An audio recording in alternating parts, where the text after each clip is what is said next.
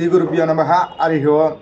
ఈరోజు మనం తెలుసుకున్న లక్ష్మీదేవి యొక్క ఒక అద్భుతమైన మంత్రాన్ని ప్రతినిత్యం చెప్పుకున్నట్టు ఈ మార్గశిర మాసంలో ఈరోజు కూడా ఒక మంచి మంత్రాన్ని తెలుసుకుందాం. ఈ మంత్రంతో మనకున్న కష్టాలు పోయి సుఖాలు రావడానికి, అదేవిధంగా మనకి ఉన్న శత్రు భయం కానీ, చోర భయం కానీ, లేదా ఏదైనా ఆస్తి కొనేటప్పుడు ఎటువంటి ఇబ్బందులు అయినా వస్తున్నాయి అనుకునే వాళ్ళు కానీ, లేదా ఉద్యోగంలో జాయిన్ అయినప్పుడు ఎటువంటి ఇబ్బందులు రాకుండా ఉండాలనే వాళ్ళు కానీ ఈ మంత్రాన్ని చదువుకుంటే మీకు అన్ని విధాలుగా ఉపయోగపడుతుంది.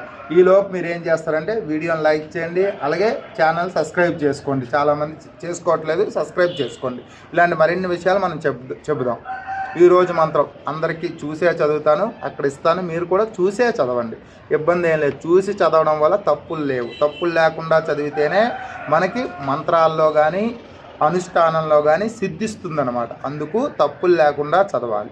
100 సార్లు చదివితే ఒకసారే మనం చూడకుండా చదివినప్పుడు ఒకసారే శుభ్రంగా చదవగలం. అందుకనే చూసి 100 సార్లు చదివితే ఎంత ఫలితమో చూడకుండా ఒక్కసారి చదివినా సరే అంత ఫలితం రాదు. ఓం ఐం హ్రీం శ్రీం శ్రీమాత్రే నమః. అనుగ్రహ ప్రదాం బుద్ధిం అనగాం హరివల్లభాం అశోక అమృతాం దీప్తాం లోక శోక వినాశినీం.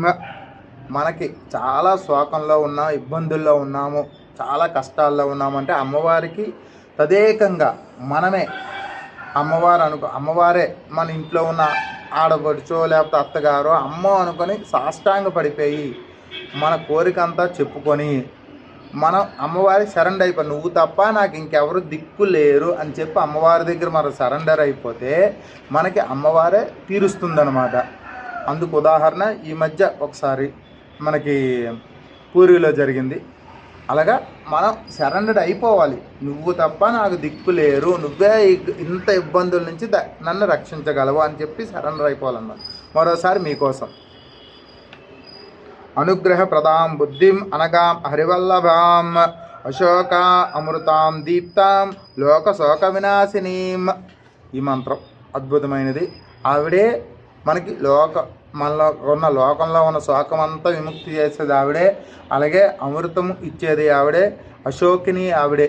కాబట్టి ఆ అమ్మవారిని మనం జపిస్తే మనకి అద్భుతమైన ఫలితాలు వస్తాయి. ఇలాంటి మరిన్ని విషయాల కోసం మన ఛానల్ సబ్స్క్రైబ్ చేసుకోండి, ఈ వీడియోని లైక్ చేయండి, చాలామందికి షేర్ చేయండి. ఎవరు ముఖ్యంగా ఇబ్బందుల్లో ఉన్నారో మీకు తెలుసు కాబట్టి మీ చుట్టాలో ఫ్రెండ్స్ ఎవరున్నా వాళ్ళకి ఇది పంపించండి. వాళ్ళు కొంతైనా సరే వాళ్ళ ఇబ్బందుల నుంచి బయటపడడానికి మన వంతు దైవ సహాయం చేసామని మనం అనుకుంటే మనకి తృప్తినిస్తుంది అనమాట. మన జీవితానికి ఒక మంచి పని చేసాము అని చెప్పి. నమస్తే. శ్రీమాత్రే నమః. జై శ్రీరామ్. జై హింద్.